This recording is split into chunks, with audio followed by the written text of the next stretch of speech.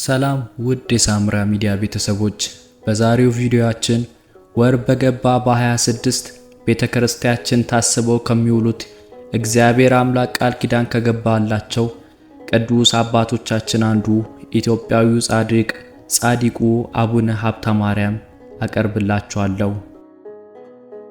ጻድቁ አቡነ ሀብተ ማርያም ማን ናቸው? ምን ቃል ኪዳን ተሰጣቸው? እና የሚያደርጉት ተጋድሎ በጥቂት እንመለከታለን። አምስቱ መቅሰፍቶች የማስወገድ ስልጣን የተሰጠው ጻድቁ አቡነ ሀብተ ማርያም የነበረበት ዘመን 1486 ዓመተ ምህረት ንጉሥ እስክንድር በነገሰ ጊዜ ነበር። አባታቸውም ፍሬ ብሩክ እናቱም ዮስትና ይባላሉ። ፍሬ ብሩክና ዮስትና በሕገ እግዚአብሔር በሃይማኖት በትሩፋት በመግባር ጸንተው የሚኖሩ ደጋግ ክርስቲያኖች ነበሩ። የጻድቁ አቡነ ሀብተ ማርያም እናት ቅድስት ዮስትና ጻድቁ አቡነ ሀብተ ማርያምን ከመውለዷ በፊት ሰው ሁሉ ዓለሙን ቢገዛ ነፍሱን ካጣ ምን ይጠቅመዋል የሚለውን የወንጌልን ቃል ተረድታ መንና ወደ በረሃ ሄደች። በረሃ ውስጥም ከሰው ተለይቶ የሚኖር ባህታዊ በዋሻ ውስጥ አገኘች። የመጣሁት ለምነና ነው፣ ጌታ በወንጌሉ እርፍን ይዞ ወደ ኋላ የሚያርስ የለም እንዳለ ወደ ዓለም አልመለስም አለችው። ይህም ባህታዊ ምናኔ ምንኩስና ላንቺ አልተፈቀደልሽም፣ ከሕጋዊ ባልሽ ወንድ ልጅ ትወልጃለሽ፣ እርሱም ለዓለም ሁሉ ይተርፋል፣ በጸሎቱም ብዙዎችን ይጠቅማል፣ እንደ መልአክም ክንፈ ጸጋ ይሰጠዋል በማለት ነገራት። ቅድስት ዮስትናም ከአረጋዊው ባህታዊው ይህን ነገር ሰምታ አደነቀች። የፈጣሪ ፍቃድ ከሆነ ወደ ቤቴ እመለሳለሁ ብላ ወደ ቤቷ ተመለሰች። ጥቂት ጊዜያቶች ከቆዩ በኋላም ግንቦት 26 ቀን ጻድቁ አቡነ ሀብተ ማርያም ተወለደ። በአባቱና በእናቱ ቤት ታላቅ ደስታ ሆነ። 40 ቀን በሞላው ጊዜም በኦሪትና በሉቃስ ወንጌል እንደተጻፈ በእግዚአብሔር ፊት ያቆሙት ዘንድ ወደ ቤተ ክርስቲያን ወሰዱት። በተጠመቀ ዕለትም ሀብተ ማርያም ተብሎ ተሰየመ። ጻድቁ አቡነ ሀብተ ማርያም በፈሪሃ እግዚአብሔር በትምህርት ታደገ። ከዕለታት በአንድ ቀን ካህናቱ በቤተ ክርስቲያን ምህላ ሲያደርሱ እግዚኦ መሐረነ ክርስቶስ እያሉ ሲጸልዩ ሰምቶ በልቦናው ይህችን ጸሎት በጣም ጥሩና መልካም ጸሎት ናት አለ። በዚህ ጸሎት ከዓለም አሳችነት ከገሃነመ እሳት እንድንባዝ ዘንድ አውቃለሁ፣ የንስሐ መንገድ ናት ብሎ ተናገረ። ከዚህ ጊዜ ጀምሮ አባታችን አቡነ ሀብተ ማርያም በዚህች ጸሎት ተጠምዶ በጾምና በጸሎት በስደት የሚኖር ሆነ። አባቱ ፍሬ ብሩክ አቡነ ሀብተ ማርያምን የበግ ጠባቂ አደረገው። እግዚአብሔር ግን በኋላ ለብዙዎች ሥራውን ቅዱሳንና በዓለም ለሚኖሩ ምዕመናን በጎች ጠባቂ ያደርገው ዘንድ ወዶ መርጦታልና ያ ቀን እስኪደርስ ፈጣሪያችን ኢየሱስ ክርስቶስ አቡነ ሀብተ ማርያምን ይጠብቀው ነበር። አባታችን አቡነ ሀብተ ማርያም ከአባቱ አጠገብ ተኝቶ ሳለ ሀብተ ማርያም የሚል ድምፅ በሌሊት ከሰማይ መጣ። አባቱ በአጠገቡ ተኝቶ ስለነበር የጠራው መስሎት አባቴ ሆይ አለው ሲል መለሰ። ከዚህ በፊት ቃል ከሰማይ ጠርቶት አያውቅም ነበርና እንደ ሳሙኤል ጌታዬ ባሪያ ይሰማል ተናገር አለ። በመጽሐፈ ሳሙኤል ምዕራፍ 3 ከቁጥር 3 እንደተናገረው ጌታችን መድኃኒታችን ኢየሱስ ክርስቶስም አናገረው። ከዚህም በኋላ አባቱ ከሀገሪቱ ታላላቅ ሰዎች አንዷን እጮኛ አጨለትና ታገባለህ አለው። አባታችን አቡነ ሀብተ ማርያም አባቴ ሆይ እኔ ራሴን ለክርስቶስ በድንግልና ለመኖር አጭቻለሁ፣ ተራክ ወይም ቃለ ወንጌልን መስማት እንጂ ሌላ አይደለምና ለምን እንዲህ ትለኛለህ አለ። አባቱም ያለ አቡነ ሀብተ ማርያም ፍቃድ ሙሽሪቱን ለማምጣት ሄደ። አባታችን አቡነ ሀብተ ማርያምም ሀገር ጥሎ ለመሰደድ ከቤት ተደብቆ ወጣ። መንፈስ ቅዱስም በመብረቅ አምሳል አባቱን ገሰጸው። በዚህ ድንጋጤ ምክንያት የሥጋ አባቱ ከዚህ ዓለም በሕይወት አረፈ። አባታችን አቡነ ሀብተ ማርያም የአባቱን ዕረፍት ሲያይ ወደ አሰቦት አቡነ ሳሙኤል ገዳም ሄደ። አባ ሳሙኤል ከሚባሉ ደግ መነኩሴ ቤት ገብቶ ኖረ። በዚያም ገዳም ውሃ በመቅዳት እንጨት በመስበር ልብስ በማጠብ እህል በመፍጨት አበው መነኮሳትን ሲያገለግል ኖረ። በአባታችን ላይ መነኮሳት ተቆጥተው ሲነሱ እመቤታችን ቅድስት ድንግል ማርያም በገሃድ ተገልጻ ትገስጻቸውም ነበር። በዚህ አገልግሎት ላይ ሳለ ገዳሙ ካለበት ተራራ ላይ ወደ በረሃ ወርዶ ውሃ ቀርቶ ተሸክሞ ሲመለስ ውሃውን በእንስራ እንደተሸከመ እግሩን አደናቀፈው። የቀዳው ውሃ ሊደፋበትም እንስራውም ሊሰበርበት ሲል ጌታዬ ኢየሱስ ክርስቶስ ሆይ አድነኝ፣ ትወድቅ ዘንድ አትተዋት ብሎ ጸለየ። ይህም ብሎ በተናገረ ጊዜ የውሃዋ እንስራ ሳትወድቅ ቆመች። እጅም ሳይነካት ተመልሳ በትከሻው ላይ ተቀመጠች። አባ ሳሙኤልም ይከተሉት ነበርና ይህን ጽኑ ተአምር አይተው አደነቁ። ከዕለታት በአንድ ቀን በሌሊት መብራት ለአባ ሳሙኤል እያበራ ሳለ መብራቱ ከእጁ ወድቆ ጠፋ። ስለ መምህሩ ስለ አባ ሳሙኤል ቁጣና ፍራቻ ታላቅ ድንጋጤ ደንግጦ ፈጥኖ ባነሳው ጊዜ በእግዚአብሔር ተአምር ራሱ በራ። አባ ሳሙኤልም ይህን ተአምር አይተው የዚህ ቅዱስ ልጅ የዓለም ሁሉ የጥበብ መብራት ይሆናል ሲል ትንቢት ተናገረ። በዚህች ገዳም 12 ዓመት ከትሕትና ጋር እየታዘዘ ቤተ ክርስቲያንን እያገለገለ ኖረ። ጻዲቁ አቡነ ሀብተ ማርያም ከአባ ሳሙኤል ገዳም ወጥቶ እለ አድባር ወደ ተባለ ገዳም ሄደ። ከአባ መልከ ጼዴቅ እጅ የምንኩስናን ሥርዓት ተቀበለ። ከዚያም በመቀጠል በጥልቅ ባህር ገብቶ 150 መዝሙረ ዳዊትን፣ 4ቱን ወንጌልና ሌሎች የጸሎት መጻሕፍትን እየጸለየ 500 ጊዜ ይሰግድ ነበር። እህል መብላትን ትቶ እንደ በረሃ ዋልያ ቅጠል መብላት ጀመረ። 40 ቀን የሚጾምበት ጊዜና 80 ቀንም የሚጾምበት ቀን ነበር። ቅጠልም ቢሆን እህል ቀዝቃዛ ወይም ምንም አይቀምስም ነበር። ፊቱም እንደ ንጋት ኮከብ ያበራ ነበር። 4ቱን ወንጌላት እየጸለየ ሳለ ቅዱስ ገብርኤልና ቅዱስ ሚካኤልን በቀኝና በግራ አስከትሎ ፈጣሪያችን ኢየሱስ ክርስቶስ ተገለጠለት። ወዳጄ ሀብተ ማርያም ሆይ ሰላም ላንተ ይሁን አለው።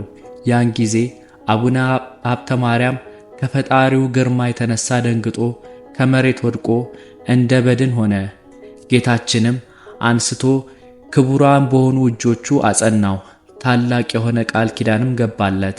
በጸሎትህ አምኖ በጎ ሥራ ለሚሠራ ሁሉ በሕይወት ሳለ ልብስ በመስጠት ወይም ምግብ በማቅረብ፣ እግር በማጠብ፣ እንጨት ሳር በማቅረብ፣ ውሃ በመቅዳትና በመርዳት ለደከመ ሁሉ እምርልሃለሁ። ዳግመኛም ከሞት በኋላ መንግሥተ ሰማያት አወርሰዋለሁ። አንተ ከሞትክም በኋላ ስምህን የጠራውን ዝክርህንም የዘከረውን ሁሉ የሀብተ ማርያም አምላክ ሆይ ከጠላት እጅ አድነኝ ያለኝን በሕሊና ያሰበውን በልቦናው የወሰነውን እፈጽምለታለሁ አለው። ጠላቶችህ አጋንንትን ያጠፋልህና ይጠብቅ ዘንድ ቅዱስ ሚካኤል ካንተ አይለይም።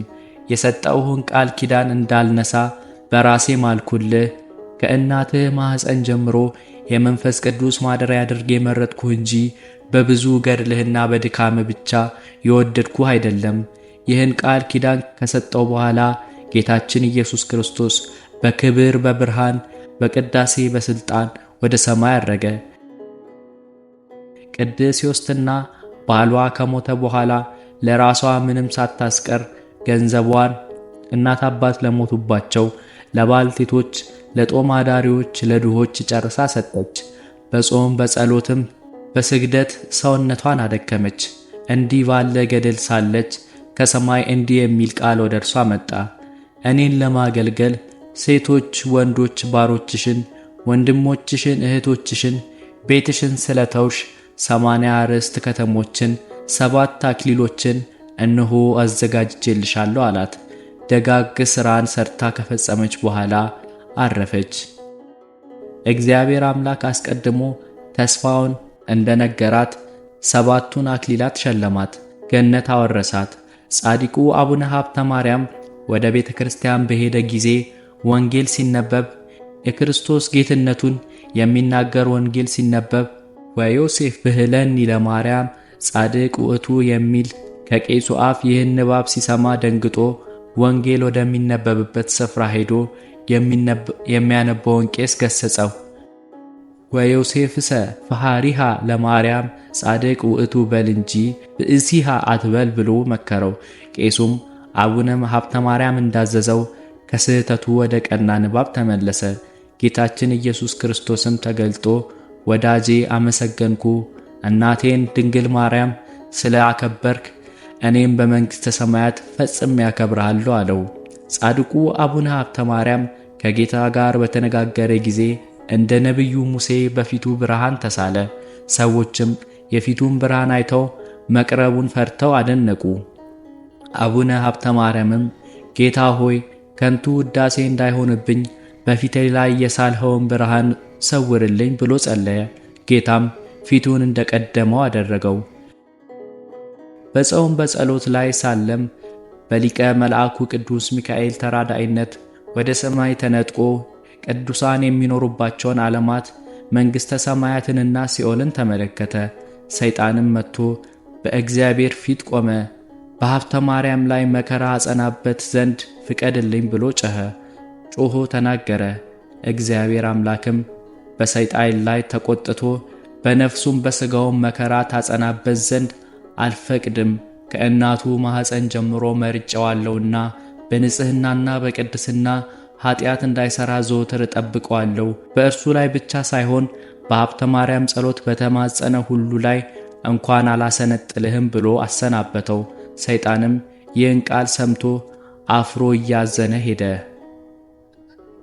አባታችን አቡነ ሀብተ ማርያም እንዲህ ባለ ሥራ ሳለ ሰውነታቸውን እንደ መርግድ የሚያሸበርቁ 9 ክቡራን ሰዎች ወደ እርሱ መጡ። አብሯቸው ያለውን መልአክ ይህን ያህል ብርሃን የከበበው ይህ ሰው ማን ነው ብሎ ጠየቀው። መልአኩም አባትህ ተክለ ሃይማኖት ነው አለው። ክቡር የሆነ አባታችን አቡነ ተክለ ሃይማኖት ጠርቶ ልጄ ሀብተ ማርያም ሆይ ፈጣሪ እግዚአብሔር ስለወደደ ብዙ ምርኮ እንዳገኘ በአንተ ፈጽሞ ደስ ይለኛል። ነገር ግን የምለምንህ ነገር አለና እሺ በለኝ አለው። አባታችን አቡነ ሀብተ ማርያምም ጌታዬ ነገሩ ምንድነው አለ። ክቡር አባታችን አቡነ ተክለ ሃይማኖትም ከተቀበርኩበት ቦታ እንድትቀበር ቃል ኪዳን ግባልኝ አለው። አቡነ ሀብተ ማርያምም ይህንን አደርግ ዘንድ ስለምን ትወዳለህ አለው። አቡነ ተክለ ሃይማኖትም በአገሬ ላይ የታዘዙ 5 መቅሰፍቶች አሉና ነው አለው። እነርሱም መብረቅ፣ ቸነፈር፣ ረሃብ፣ ወረርሽኝ እና የእሳት ቃጠሎ ናቸው። የአንተም አጽም በውስጡ የተቀበረ እንደሆነ አጥንቴ የተቀበረባት ሀገሬ ከነዚህ መቅሰፍታት ትድናለችና ልጄ ሀብተ ማርያም ሆይ አንተ የማታውቀው ከፈጣሪያችን ከእግዚአብሔር የተሰጠ እኔ የማውቀው ክብር አለህና ስለዚህ ነው ቃል ኪዳን ግባልኝ ብሎ ማለደው። ይህን ሲባባሉ እንዲህ የሚል ቃል መጣ ከወዳጄ ከሀብተ ማርያም አንደበት፣ ይህ ቃል ኪዳን አይወጣም፣ እርሱ በወደደው የሚቀበር አይደለም። እንዲህ ብለ የምታስገድደው ለምንድን ነው? እኔ በወደድሁት ቦታ ይቀበራል እንጂ የሚል ቃል ተናገረ። አባታችን አቡነ ተክለ ሃይማኖትም እየለመንና እየሰገደ 3 ጊዜ ከሥላሴ ዙፋን ተንበረከከ። ይሁን ይደረግ የሚል ቃል ከሰማይ ሰማ። በወዳጄ በሀብተ ማርያም አጥንት ቦታ የምትድን ስለሆነች ፍቃዴ ነው ብሎ ጌታ ቃል ኪዳን ሰጠው። ጻድቁ አቡነ ሀብተ ማርያም በጸሎት ላይ ሳለ በጌታችን በኢየሱስ ክርስቶስ ትእዛዝ የቆምክባትን ቦታ ምስራቁን፣ ምዕራቡን፣ ሰሜኑንና ደቡቡን ባርክ አለው። ሲባርክም 3 አጋንንት በጸሎቱ ሥልጣን ታስረው በፊቱ ታዩት። እነዚህም አጋንንት ከኖህ ጊዜ ጀምሮ ሰውን በማሳት ከኖርን በኋላ ካንተ ጋርም ጸባለን አሉ። አባታችን አቡነ ሀብተ ማርያምም በትምህርተ መስቀል ሲያማትብ 2ቱ አጋንንት ምድር ተከፍታ ዋጠቻቸው። አንዱ ጊዜ ስላልደረሰ አታጥፋኝ አለው። ያን ጊዜ ጌታችን ኢየሱስ ክርስቶስ አቡነ ሀብተ ማርያምን ይህንን ተወ፣ ጊዜው አልደረሰም አለው። የጌታ ቃል እንዲህ ብሎ በተናገረ ጊዜ ሰይጣን ከአባታችን ተለይቶ ጠፋ። ማርቆስ 9 ምዕራፍ 23 ላይ እንደምንመለከተው። ከዚህ በኋላ ዕለተ ሞቱ በደረሰ ጊዜ ለሞቱ ምክንያት የሚሆን ቸነፈር ያዘው። ጌታችንም በምስጋና ወደ እርሱ መጥቶ ወዳጄ ሀብተ ማርያም ሆይ ዛሬ ወደ አንተ የመጣሁት ከድካምህ ሁሉ እረፍት ወስድ ዘንድ ነው። 7 የጽድቅ አክሊሎችንም አዘጋጅቼልሃለሁ።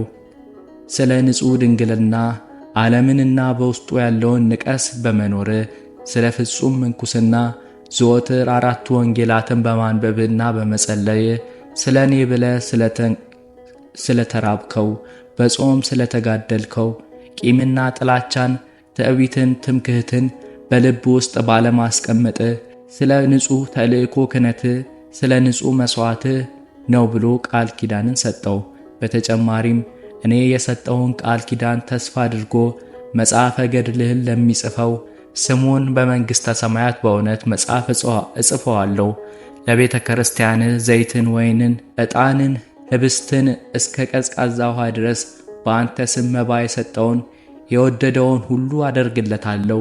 በመንግሥተ ሰማያትም ከወዳጆቼ ከቅዱሳን ጋር በደስታ አኖረዋለሁ አለው። የአቡነ ሀብተ ማርያም ፈጣሪ ኃጢአቴን ይቅር በለኝ ብሎ ያንተን ስም ጠርቶ ቢለምነኝ ኃጢአቱን አስተሰርይለታለሁ ብሎ ቃል ኪዳን ገባለት። ይህንን ካለው በኋላ ጌታችን አፉን 3 ጊዜ ሳመው። ያን ጊዜም ከመድኃኔ ዓለም ጣዕመ ፍቅር የተነሳ ነፍሱ ከሥጋው ተለየች። በሰማያዊ መላእክት በምድራውያን ስውራን ቅዱሳን ዘንድ ታላቅ ደስታ ሆነ። ኅዳር 26 ቀን አረፈ። ካህናት በመልካም ልብስ ገንዘው በዝማሬ በማህሌት ከቅዱሱ አባታችን ከአቡነ ተክለ ሃይማኖት አጽም ጋር በጻድቁ መቃብር ቀበሩት። የአባታችን የአቡነ ሀብተ ማርያም በረከታቸው ይደርብን፣ አሜን። ወስብሐት ለእግዚአብሔር።